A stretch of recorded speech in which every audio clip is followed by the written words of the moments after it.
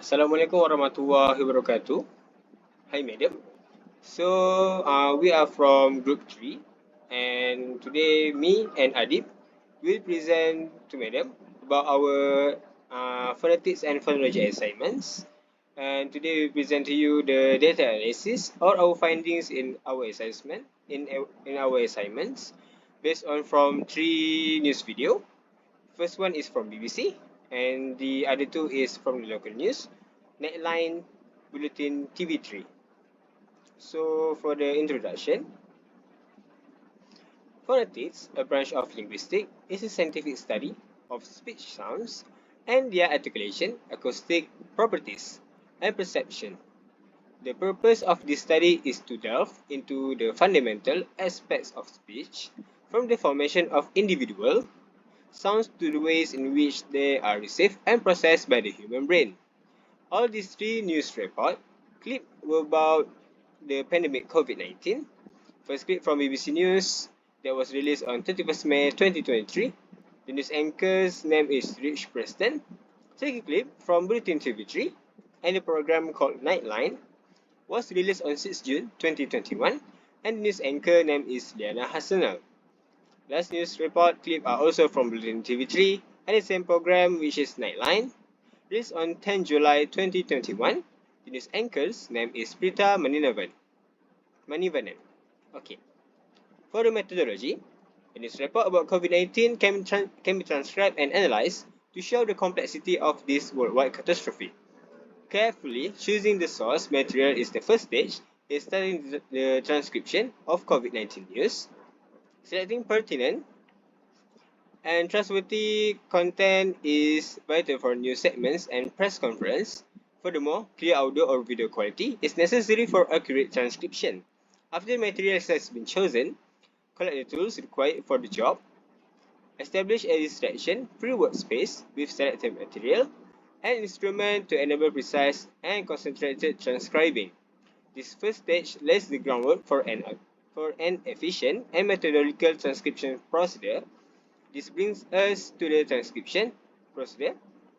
So to make the transcription clear and readable, we use formatting, paragraph breaks, and punctuation.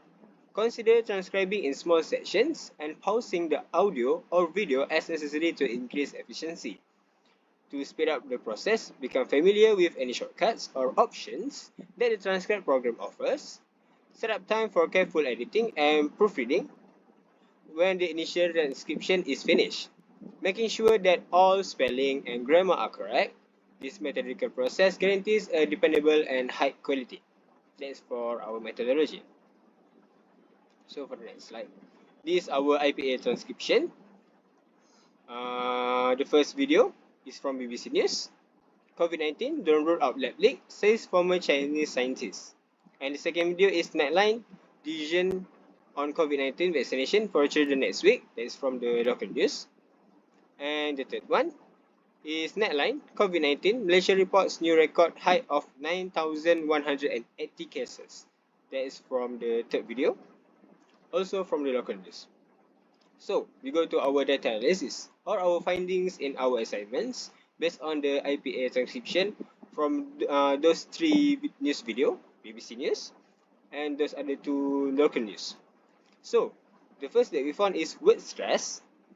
Word stress is phenomenon in language where some syllables of a word are stressed or given more prominence than others.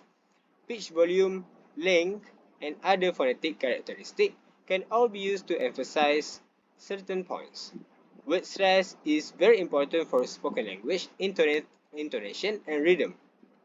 For example, the local news, native speaker, natural versus the BBC speaker, non-native speaker, natural. And the other example is possible and possible.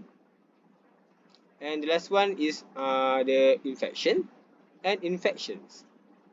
That's the example that we get from the IPA transcription from those three news video, the word stress part. And for the next part, for the more elaboration, the word natural, local, places stress on first syllable, natural. while BBC News stress on second syllable natural.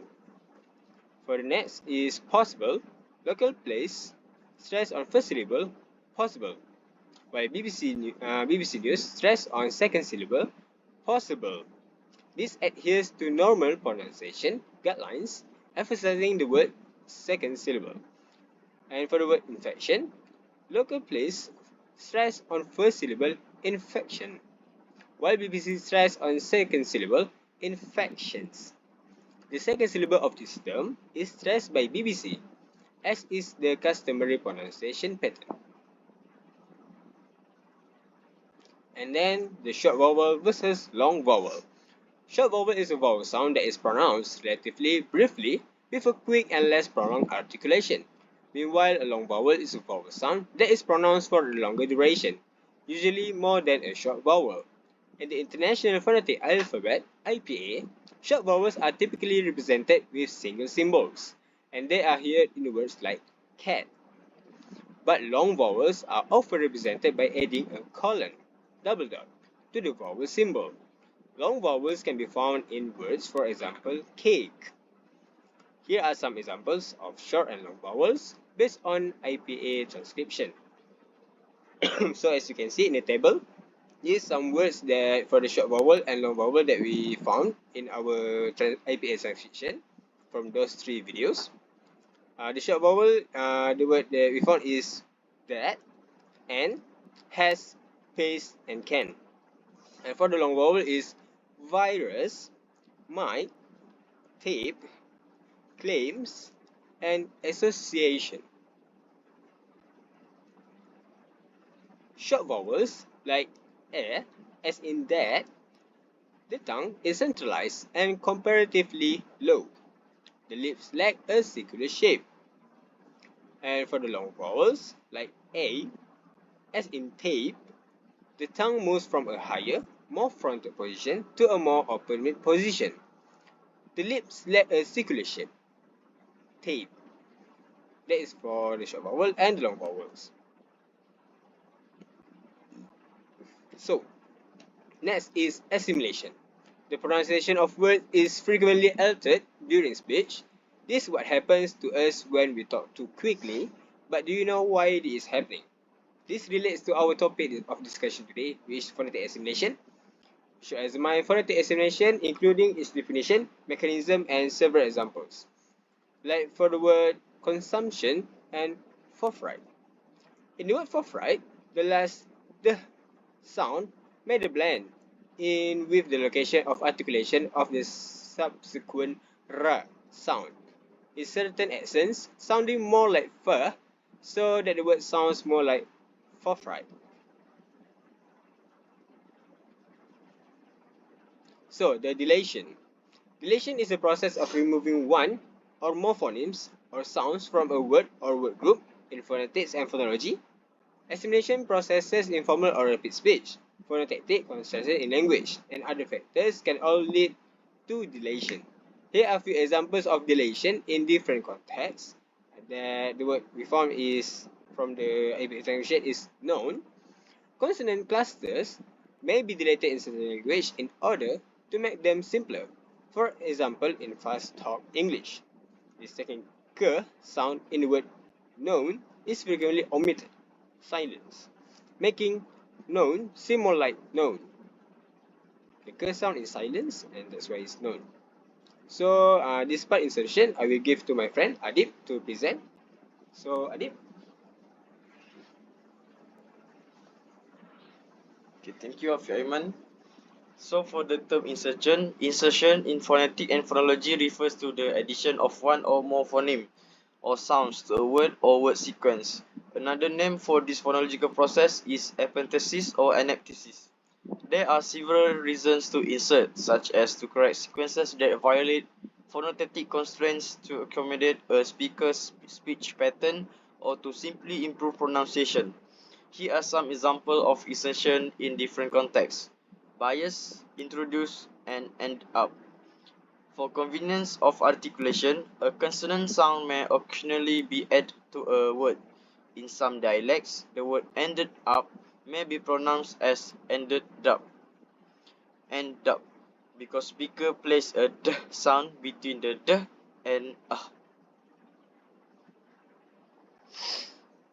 Aspiration in English.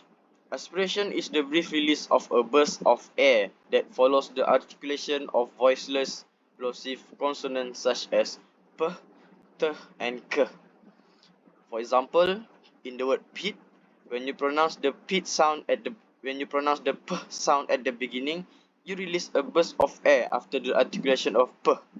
This burst of air is the aspiration. In the word top, when you pronounce the t sound at the beginning, you release a burst of air after the articulation of t. This is also an example of aspiration. In the word cat, you pronounce the k sound at the end. The release of k sound is accompanied by a burst of air. This is another instance of aspiration. For example, BBC News, podcast, tell, and can. And local news, part, taken, and curb. Minimal pair. A minimal pair is a pair of words that differ in only one phoneme while everything else in the words remains the same. Minimal pairs are used to demonstrate the significance of particular phonemic contrasts in a language. They help linguists and language learners identify and understand the distinct phonemes in a language.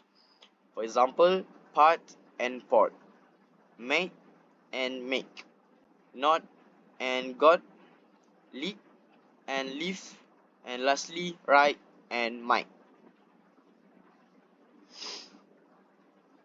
Not and got. The solitary consonant sound that separates the word not and got, n, n for not, and g for got, make them a minimal pair. Leak and leaf. Since leak and leaf only differ in their final consonant sound, k for leak and v for leaf, they constitute a minimal pair. Similar pair. Words that are pronounced extremely similarly yet differ by one phoneme typically in the same position inside the word are referred to as comparable pairs. Near minimal pairs differ slightly in phonetics but have nearly identical sounds. Unlike true minimal pairs, here are a few instances. Two and two. These words are similar pair because even though the phonemes are different, two and two, but the pronunciation is still the same, which is two. Monophthong. A monophthong is a single unadulterated vowel sound that is pure. It is distinguished by maintaining a single steady tongue position the entire time, without experiencing any appreciable alteration in quality, unlike diphthongs, which fluctuate between vowel sound within a single syllable. Monophthongs stay stationary. The following are few instances of English monophthongs. Cause, have, from, and what. Because the tongue position is mostly stationary during the pronunciation of each vowel in the corresponding word, each of these sounds is a monophthong. In phonetics, knowing the difference between monophthong and diphthong is crucial since it clarifies a language vowel system. In a diphthong, two vowel qualities seamlessly transition from one at the beginning of the syllable to the other. In contrast to monophthongs, which are pure steady-state vowel sounds, the creation of diphthong requires a dynamic shift in the position of the tongue. For example, might, now, lap, out, known, and gain. Rising diphthong. This diphthong progress from a less open vowel to one that is more open. Rising diphthongs are frequently represented in the International Phonetic Alphabet (IPA) by the symbol of the first vowel followed by superscript j, ñ, y, which detonates a palatal glide. Some instances are I, as in might. Falling diphthongs. This diphthong transition from an open vowel to a closed vowel. Falling diphthongs are commonly indicated with superscript w, which detonates a labial glide. After the symbol of after the symbol of the initial vowel, some instances are ow as in now, a as in gain, o as in known. Triphthong. Similar to a diphthong, a triphthong is a complex vowel sound that consists of three different vowel characteristics inside a single word. Triphthongs exist in a variety of languages and are less frequent than diphthongs. Triphthongs are frequently represented in the International Phonetic Alphabet by fusing together the symbols for a vowel, a glide, and another vowel. Here are a few instances: bias, via, via, scientist, following, and highest. I, as in bias or highest. This diphthong, this triphthong starts with the vowel sound a, glide into the diphthong I, as in die, and ends with the vowel sound a, as in soda. It is significant to remember that language phonological rules may determine whether a vowel sequence qualifies as a triphthong. Certain sequences are analyzed by some linguists as vowel glide vowel sequences or combination of diphthongs instead of real triphthongs. Conclusion. In conclusion, the researcher can identify accent variation that can be heard when listening to American and Malaysian news anchors discuss COVID-19. This variation is contribute to a distinct and culturally particular communication style. American anchors frequently speak with a conventional American English accent, which is distinguished by its comprehensibility and familiarity to listeners worldwide. On the other hand, because the region's cultural richness, Malaysian anchors contribute a unique linguistic flavor with their Malaysian English accent. The Malaysian anchor's accent adds a rich cultural depth and offers a distinct viewpoint on the global health crisis, whereas the American anchor's accent can be seen as more neutral and widely understood. When used well, both accents improve the way the news is delivered. It's vital to acknowledge that linguistic diversity in English usage with a more complex global web of communication and foster a great comprehension of many points of view on pressing topics such as the continuing pandemic. That's all from us. Thank you.